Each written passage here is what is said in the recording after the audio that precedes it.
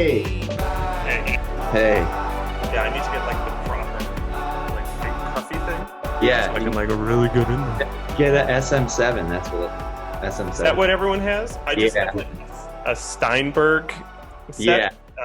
that I got because so I could do GarageBand on my iPad properly with my instruments. Yeah. And then I was like, oh, maybe I could like appear on podcasts. Oh, does the pop filter help? Oh, yeah. Yep. Very professional.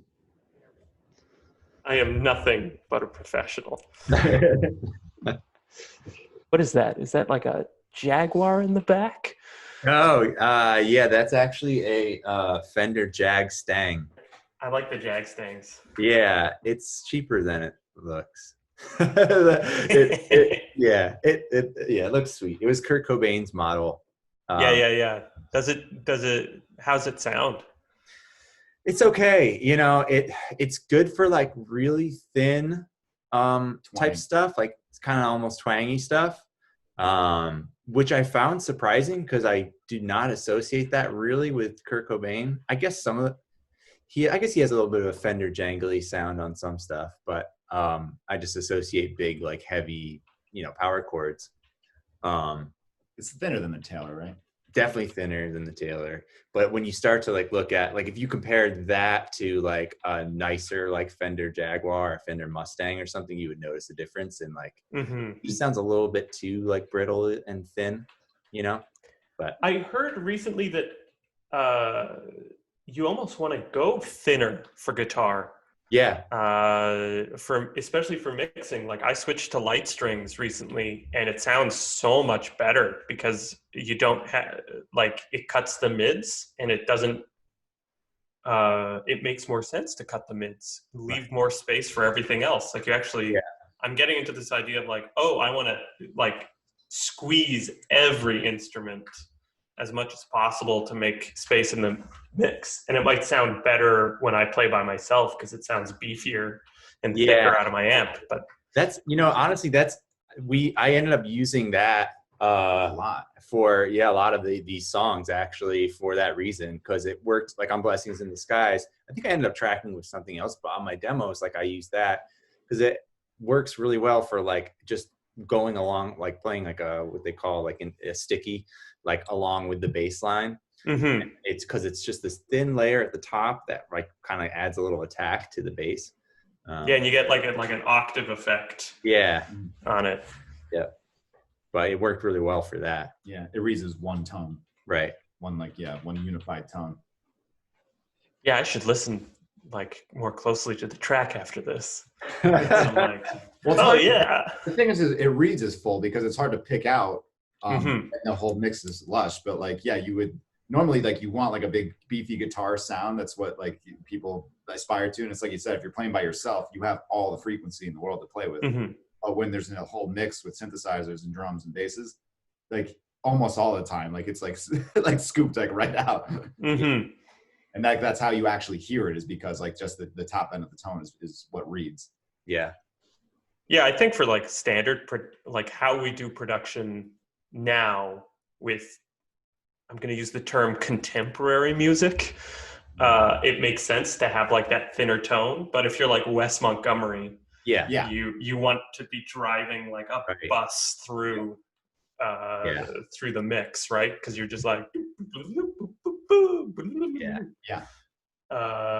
Car is the whole orchestra in that sense. You want to be everywhere, and you want to be, and there's so much lushness because he's got like the hollow body, he has all the resonance and stuff. Like with jazz that makes sense, but who can play that well? Who can do that? Not me. But no, it's that's why I like hearing recordings like that every once in a while of music that's like that, just kind of either jazz or just basically a guitar and a vocal, or just a straight up trio or something, because like what we do has so many layers in it where it's just kind of like ADD. It's fun to make, but then you end up cutting. The name of the game is to de-mud it. Yeah, exactly. The name of the game is to cut away and find pockets for every little EQ pockets for each instrument. It's refreshing to hear, you know, an artist that's just doing, you know, guitar and bass and a vocalist or something, where where there's room for three things. Yeah. You know what's really good, and you guys should spin it for your own enjoyment? The Phil Spector Christmas record. Oh yeah, I love it. Yes. The whole wall of sound. Yeah. That wall of sound, but I was listening to it last night with my toddler, and there's like the shells, like there's like dee dee dee dee, and then there's like an orchestra playing the response. Yep. And I'm just like, this is too good for Christmas. Yeah. It's unbelievable. And that must have been a nightmare to mix because of all that. And people like tried to like steer him away from doing that like the entire way. But then it became like all those songs. I was like, oh, this is on this too. It's like these are all like just Christmas classics now. Yeah. Right. There's a couple stinkers, but like sure. They're like still sevens. Yeah. I'm sure there's far worse Christmas songs out there. Oh my God. Many more than there are good Phil Spector. Toddler Christmas music is the worst thing in the entire world. It's like having my ear hair pulled out. It's awful. But my daughter loves it. Nice. Yeah. Gotta do it. Okay. You guys want to see a video? Yeah, we should probably talk about this video. Are you using the same program for this then as you did for your video? Yeah. Exactly. It's called Blender. Blender, right. I'm a big fan. Totally free. Just go to blender.org and you can download it and mess around with it. .org. Yeah, it's a non-for-profit. They don't make any money off of it. It's a huge amount of volunteers make it. And like I wouldn't be able to do my job without it. It would the cost of software that can do what it does is like thousands of dollars a year. So I'm a big proponent of Blender. Yeah. So where do we want to start with this thing? I guess like that's the question for you is like when we bring you in for a project like this, like where do you really like start? Like do you kind of play the track? And then where the hell did this come from? Yeah, since the first like image you sent about this, I was just like, yes, like I love this. I love this style animation. I was just curious, do you just kind of like sit and like meditate on like what the imagery should be, and then you kind of start one scene or one sequence? It depends. It varies from project to project. I like to give myself like I guess I sort of operate on the idea of constraints, that I give myself a series of rules that I have to stick to for a project. Because if I don't have rules, then I make decisions that don't fit. You can make like a decision that's just out there and it doesn't fit in with what makes sense. And then how something looks ends up being a product of the rules that I've set out from the beginning. So every time I make something, I have to come up with like, okay, what makes sense? And some rules I've come up with have been better and they make better videos, and some rules I come up with don't. And then on top of that, I do just toss on a song on repeat while cooking dinner. For like a couple of days. I'll just listen to the song over and over and over and over and over and over and over and over and over again, and see what comes out of my brain from the input of that. And then if I can come up with anything, if I can just get like any idea that I can like grab onto, that becomes sort of the skeleton of the whole project. And I usually make those parts first. This video, little different because we decided to go with this look. And we decided to make like a collage of just images that I find. And that process is completely unpredictable. You can't plan it. You can't say this is what's going to happen, or at least how I make it. I'm sure I could come up with an idea of what's going to happen in the video and then try to make that. Mm-hmm. But I operate completely unconsciously. I just start looking for pictures, and then I try to find high resolution pictures that will work well when outputted to video. And I just try to find a source of pictures. So I found a couple sources that I could use, and then I just started collecting them. And then I sat down and looked at a blank screen, and I take these images and I start cutting them up, try to take out like, oh, there's a house. Okay. What's in the house? Well, there's a window in the house. Maybe there's a giant eye. So put a giant eye in the house, and it's like, okay, we're getting somewhere. That's like fun. 3 seconds down. Yeah. Another 180 to go. Let's go. Making the hundreds and hundreds of things that I did for this video is like a brutal brain, like that scene from Fargo where they're putting the person in the wood chipper. That's my brain. I'm usually very picky with how these things go. Like it has to have a joke for me usually for me to go for it.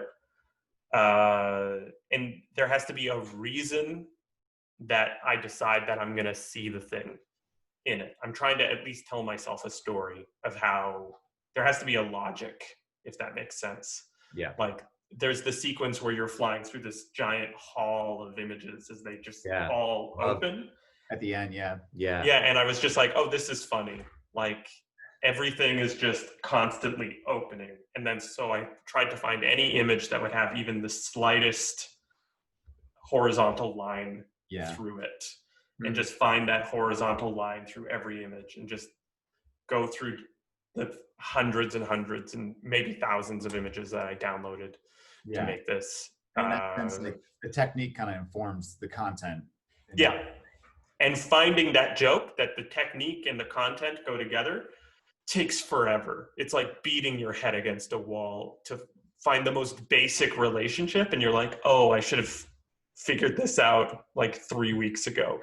And then I could have just made this overwhelming tunnel of images for 4 minutes. It never works that way though. No, it doesn't. Yeah. And that's just how it works. It takes time to figure things out. And eventually you get to a point where, you have a revelation and then that informs the rest of your process. Yeah, exactly. It's a process. Like this is the thing that's really hard to communicate to people because I'm always working in collaboration with especially musical artists. It's hard because artists, they trust me with this little baby of theirs, their song. They want a product that makes sense with it. And then I have to say, like, I have no idea what it's going to look like. I don't know what I'm going to make. Mm-hmm. And this was probably one of the least known videos I've done for a while before I set out to make it. Like, I couldn't even do a sketch of what it was going to look like. It was just, I will come up with jokes. Yeah. I like that you put it that way because, like, stuff like this, it's hard to even describe.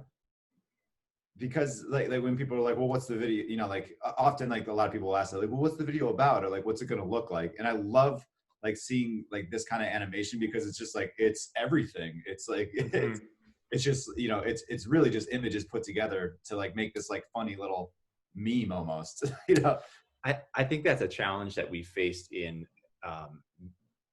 creating videos is we like don't always necessarily want a narrative or have been. I think we've been resistant in the past throughout our time as a band to even making any videos at all because we were like, videos are stupid.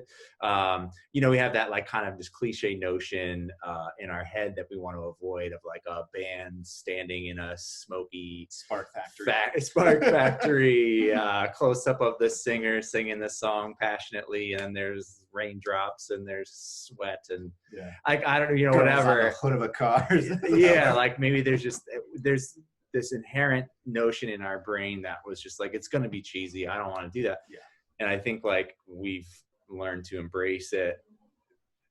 The more you watch other kinds of videos and you have to have trust in the medium of visual art and the creator who's making it.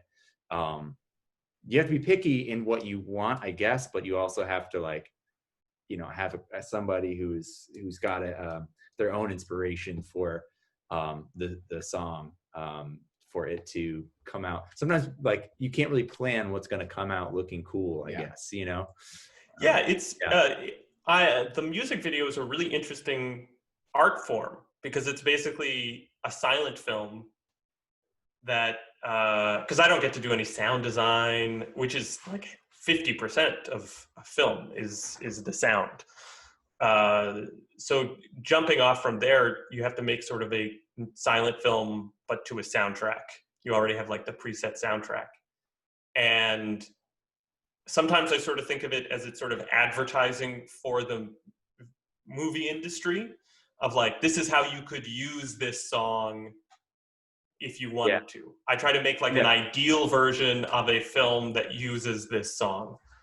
And I think something I try to recommend to people is like, let's not do a story, because I work on story videos. I make these videos, and a song is not a story. Yeah. A song is not a story. It's repetitive. Stories are not repetitive. Stories have a very classic up-down structure. Like if the song was only 1:20, you could put a story in it, because you would have like a verse, the bridge, and then the chorus, and then it's over. That's a great story because something changes. But the dance, music, these are repetitive forms. Yeah. And unless you're very, very careful and you're very lucky, you're not going to get what we understand as a story out of it. So I like something that's more abstract, because music, if you really think about it, music is crazy abstract and very simple. Like it's 12, maybe 24 tones over time. Vibration. And it's just together, random ratios of vibration over time. And then we have like deep feelings about it. Yeah. It's bizarre. It's crazy. And and I like that. Like a song is not a story. Like I think that's a common misconception when it comes to making videos. Maybe that's the thing, the cliche where we had in our head that we just didn't want to do. But it's like if there is going to be a story, it has to fit well enough into the song that it's almost invisible or something, or that it goes so well that it's not. It can't be like story song, you know, because if you're the viewer watching, you know, it's like what you have to choose which you're going to engage in almost. So it's like tricky to find that balance, like of something that truly like accompanies the song and helps the song, you know, in a way.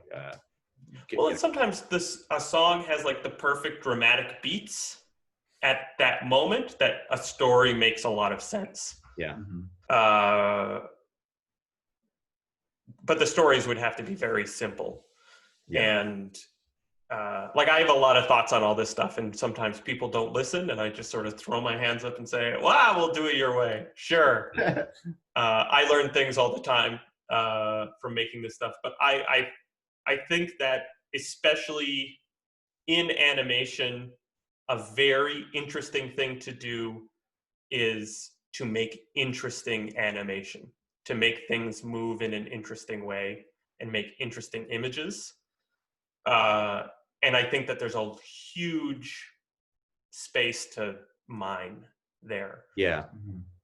For making something that complements music and make something that's greater than just like a video with music put together, something that you like really want to go to something that becomes more than just a product and actually ends up being part of the music itself.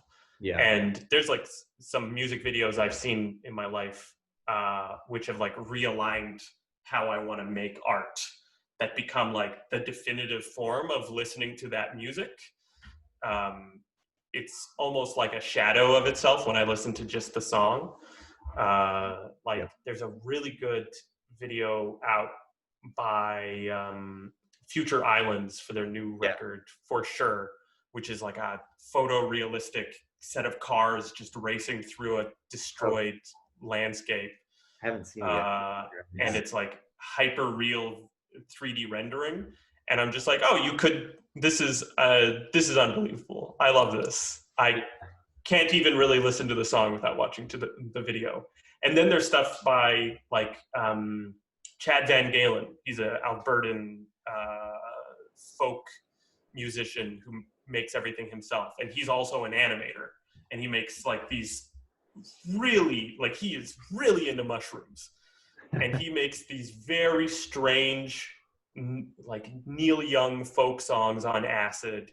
And then he makes like these sci-fi epics of like these weird explorers going to another planet to snort beetles off the back of a pelican. Sweet. And it's like Saturday night, you know, just a Friday. Yeah. Thank God it's Friday. I don't want to just make an advertisement. I want to make something that's like, yeah, let's make some art, man. Well, we should dive into some of these images because some of them are kind of a clever literal representation of a lyric, which I liked. Yeah. In there, like, or like just some sort of like, it seems to me like a metaphor that goes along with the lyric. Like there's the guys like floating away on their piece of the pie, and then there's like the people, you know, waiting in line. They come back. Did you notice that they come back? Like, yeah, I love it. I love that joke. I was so happy when I was like, what if the guys came back? Yeah. Yeah, I actually have that scene right now. Let's do a screen share. And so it opens, and then there's these guys moving up, and this is all just different planes in 3D space. Because I liked having the shadows. Yeah. Right? The shadows are nice. And then these guys go flying. It's one of my favorite shots in it. I love that. I like it too. I like it a lot. And then all these people are just like, these guys are a single photo. Okay. I changed techniques multiple times while making this. What era is that? Like 1940s? Oh, I have no idea. I have no idea what any of this comes from. It's just like I find images. I can show hold on. I'm going to look in the actual file. Here. Resources. So this is what the workspace looks like. Wow. It's just like I find things, and then it's like I find these things interesting for some reason. And then I just start like dragging and dropping them and cutting them apart. This is like a mood board. Yeah, it's like a mood board. It's more fun when it's actually like physically paper and in front of you, because you can literally just shuffle the paper around and make decisions. But it's still a struggle to figure out how to do this in a digital space, because it's not efficient to do it with paper. I know people who do it with paper, and they're insane. And so, like, some of this stuff is literally like videos that I've cut up. Like this one is a video layer. It's a film. Oh, cool. So I started just like taking stuff off of YouTube and using it to build these like little things online. The mushrooms. These mushrooms look great. Wow, look at those mushrooms. I'm really into a fun fact. I'm like stupid into mushrooms now. I have like 12 books on edible mushrooms. It's I'm a crazy person. The other guy in our band grows shiitakes. Oh yeah? Wow. Yeah. Cool. Him and his wife have their own shiitake farm. Little known fact about Aaron. Oh man. So yeah, I can pull up, and then like the files have like remnants of other collages that got started that just never ended up in the in this. Like I don't think this guy ends up in this shot either. He shows up later though. He shows up later. But there's like a bunch of stuff that is in the margins. I'm not going to save this. We'll take a look at another one. So they start out and they just look like this, just this horrible gray world. And then it takes a second for it to load. Then there's a dog with a door. I feel like the dog and the door should have been different. Every time I come back to a video, I have completely different feelings. Totally. On how I should have made it. It's the same with making music. And like, I think it's like when you listen to your records, you hear just constantly things you would have done now. Yeah. And like we always talk about that too, is like you can't beat yourself up about it too much because you just got to look at it as like a snapshot of where you were at that particular time. This back video here, I use this all the time in many projects. Yeah, what is that? It's like from a fire department on YouTube showing how quickly a house burns, and they put like a camera inside of a set of like a house as it burns. And the funny thing, I accomplished exactly what I set out to accomplish in this shot, is that you're not really paying attention to what's happening in the background at all. You're just mostly looking in this guy's face. Right. Every time I watch it, I'm just hypnotized what's happening in the face, and I completely forget about the house burning down, which I think is my favorite joke of the whole video. Yeah. Yeah. Yeah, I love that about this video, is that there are like a lot of things like that get you sidetracked. There's so much imagery to get sucked into that you can watch it over and over again, and not until the fifth time you watched it do you notice the room burning or whatever, something else happening. I love that. Yeah, I'm definitely a maximalist. I want to stuff as much stuff in as possible, with the hope that someday someone will notice all of the details. Yeah. And I have noticed from reading YouTube comments that people do find the details. People always stop videos and will like go into the comments and describe jokes. Yep. Yeah. His children. I notice I've watched this with my nephew a few times, and he always points out something that I haven't seen yet. Yeah, I think this is my favorite sequence of the whole video. Like as things go on, I get looser and looser and looser and looser. Like it is gymnastics. Like this one with like a rock with legs coming out of it on legs, and the guy is painting the landscape, and there's the landscape in the background. I love this. How did I do this? Yeah. See, that's an example. I never noticed that those were legs coming out of the rock on top. Yeah, me either. It's legs coming out of a legs. So these legs are just like the natural legs. Is that like some sort of weird biblical story or something? Like I think it's a Salvador Dali painting. Okay. Same thing. Just as creepy. And then like I know that this is like from some Soviet era like outdoor painting class that was photographed. Oh wow, he's got a little underwear on. Yeah, he's jacked too, right? Nice. Cool. That's the dream. Just be jacked doing plein air painting. And then these guys come back. I love these guys. Yeah, I love that. They're like they're like a 1950s comedy routine or something. Yeah, it's like Abbott and Costello on their like little piece of marshmallow bar. Hey, Abbott, what's with this painting? Where are we? Oh yeah, all the switchboards. I love that. Yeah, I found a lot of this stuff. Like these were all from like advertisements for theater tech equipment from the 50s. And I'm just like, why did we change this? This is great. It's like the Enterprise. My God. Like every generation thought they were living in the future. Well, except us. We're doomed. There's no future. There's nothing. It's great. I'm so psyched. We have you guys performing here in the little TV. Meanwhile, literally the city is burning behind them. Yeah. Oh yeah. And then there's the guy with his giant thing of gold on the racetrack, trying to get ahead. Yeah. And then this one's just, yeah, what's up with this one? This is a bad anniversary surprise.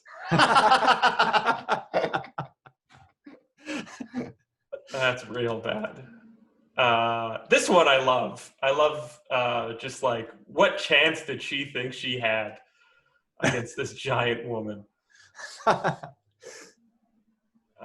See, they're all like, for me, there's jokes. Like now everyone's like, look how cool this guy is. Yeah.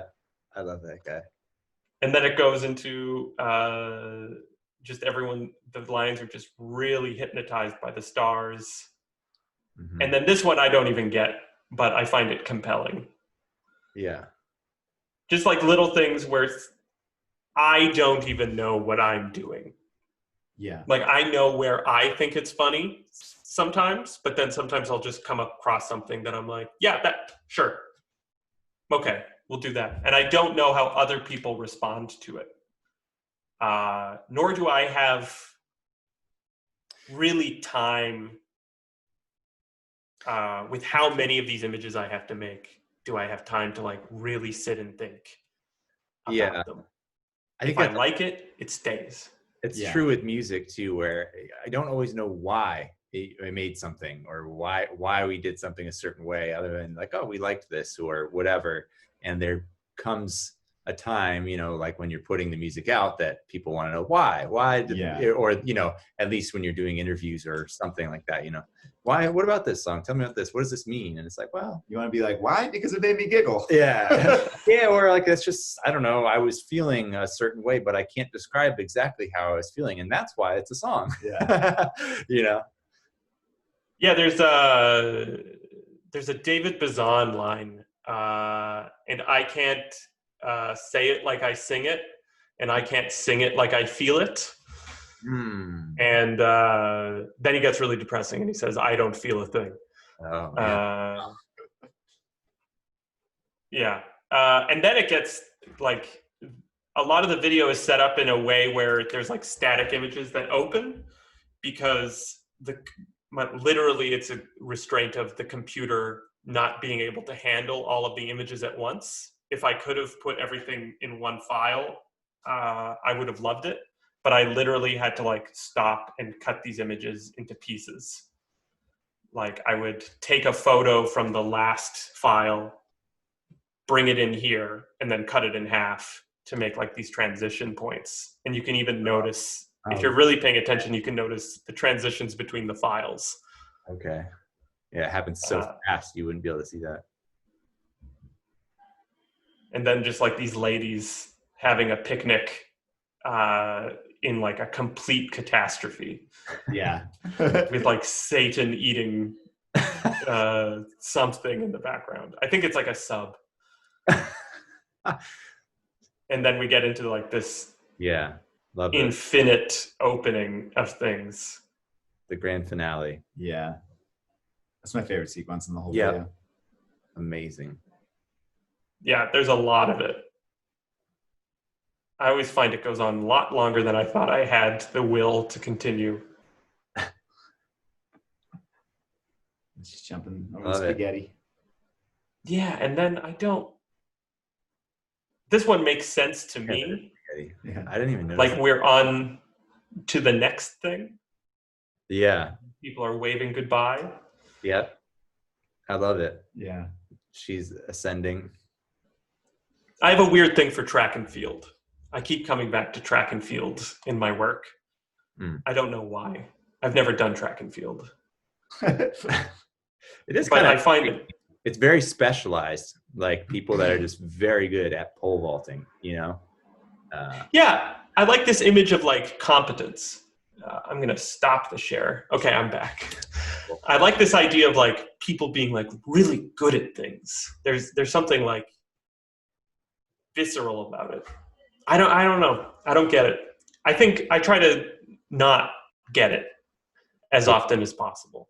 If like sometimes there's things that make sense, but I think I try to make too much sense of things. I spend way too much of my time making sense of what I'm doing.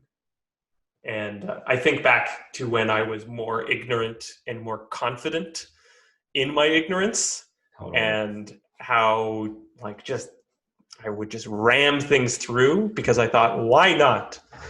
And I almost want to recoup my own ignorance over time. Yeah. Which is, I guess, why I try to try new things all the time. Sure. Maybe. Yeah. For sure. Yeah. And that just comes with age, I think. Yeah. As you get older, your brain knows too much. Yeah. You're You much need to have more aware of consequences, action, reaction, causes and effects. Fear of consequences sucks. Let me tell you. Yeah. My God. Yeah. Like the things I would try if I had no cares. Yeah. Yeah. I think I probably was also more just strongly opinionated, you know, when I was a little younger about like on what is cool and what's not, or what's, you know, whatever, just way more decisive about what I was going to do. And I think the older I get, the more it's just kind of like, you know, I'm going to make this thing and hopefully it, I don't know, maybe people will like it. I like it. Yeah. If you don't, okay. Yeah. It just kind of less of a desire or like a less of an ego thing, I guess, maybe. I don't know. Yeah. The ego is rough. I'm trying to get rid of the ego. Yeah. Entirely. Which is a little bit hard with art because art is a lot about like you having a very specific taste that you're trying to like input onto the world. But the second you work with other people, which is required to make anything that's bigger than almost microscopic, you have to check the ego at the door. So it's a weird dance between, say, applying what you want to see and then just being there for other people to help them realize what they want to do. Yeah. And I sadly don't really get to make a lot of art with other people. Like a lot of the time I'm very autonomous, but I think I would enjoy to say yes. In fact, I envy you guys because you get to say yes to each other, which is a wonderful, beautiful gift that you get to like listen and repeat. Yeah, totally. Well, I think we got to run here in a minute because we actually have a time constraint today. Right. Time constraints. I love constraints. Yeah. Yeah. Kind of does, feeds into what we were talking about, parameters and yeah, just limit things. Set a timer and do what you can in that timer, and then that's the thing. That is true. And that's what, you know, making an album is like every time. It's just like we were talking about earlier. It's just like every time you make something, you're going to dive back a couple years later and look at it again and go, oh, why did I do that? That sucks. Or I could have done this differently. Well, and what is this idea that we can't go back and remake it too, right? Like there's this, and this is where I get like a little like, commercialism. Like the fact that we have to sell art is, I was saying this, like there's all of these forces in our lives that have actually destroyed the reason that we make art. Because I was thinking about how I make a piece of art and it's not forever. Like it disappears, like 2 months, gone. Yeah. Erased from cultural memory. Yes. It's just a black hole that you're just shoveling your life into now. Oh, yeah. I believe us. We feel the same way, man. We know that dance all too well. This is exactly why. But one of the most primary elements of making art is this will to immortality. Yes. Right? Like I was a really good friend of mine, a great artist, Cliff Eland, died recently. And he was a mentor of mine, and I have one of his little paintings, and he was famous for making these little paintings in Canada.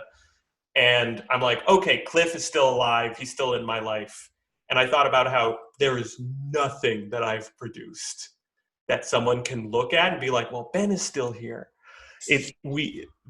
This just content hole that we shovel everything into has reversed one of the basic instincts of art making now. Mm-hmm. I find it really interesting. Yeah, it's like we have deliberately put things out one song at a time this time for that reason, because we know that, and it's been kind of humbling to go through this process because, and especially with no live shows, that's for us, that is where everything happens and makes it all worth it. And it's fun. It's this purely, humanistic connection you're making with everybody. And it gives you your ego a little bit of feedback that you need to survive. But without that, it's really very apparent how quickly you put a song out in a great video that you spent hours on, and we spent hours and time and money on making this music. And, for about a day or two, hey, that's great. Love it. Like it. Don't like it. Gone, and then gone. Yeah. Yeah. And that's it. But hopefully, I hope with music, I do know for a fact that it does last longer into people's lives, which is good. I hope that's the case, but it does in this current cycle, the way things are working, it is like you have about 15 seconds for your thing to show up in somebody's face. Yeah. And it's either like or don't like, and then gone. Yep. Yeah, I know how that goes. Yeah. Shove into the content hole. Yeah. It's an interesting world we find ourselves in. And then you have to change how you think about making things to better fit the content hole. Yeah. Yes. But again, parameters. Yes, right. They're new parameters to work with. And we all must. And we just got to stick at it and keep making stuff, because the alternative is unbearable. Yes, exactly. All right. Well, thanks for doing this with us again. Oh, it's my pleasure, guys. I really appreciate it. It's always nice to actually interact about art, rather than just make it and tear my hair out and feel like I'm just in because it's a very, it's lonely to make art. Yeah. And then anytime you get to talk it or present it and people are like, wow, that's great. I'm like, oh, yeah, I had some sort of an effect. That's great. Well, it did. I think it was received really well. Really well. I mean, I got tons of comments from people just they love this. Yeah, best this video. one yet. Yeah. All of Good. it. Great. Good to hear. For sure. I get maybe less than 1% of that runs off actually over to me. Yeah. I'll get people towards you when they talk about it. It's just follow Ben Clarkson, follow Ben Clarkson. Here he is. Yeah. Still doing stuff. Great. Okay, you guys go have fun. I'm gonna. Thanks, man. Thanks, man. Play with Blender. Good to see you again. Good to see you guys. Stay safe. Yeah, you too, yes, man. likewise. Okay, bye-bye. See ya.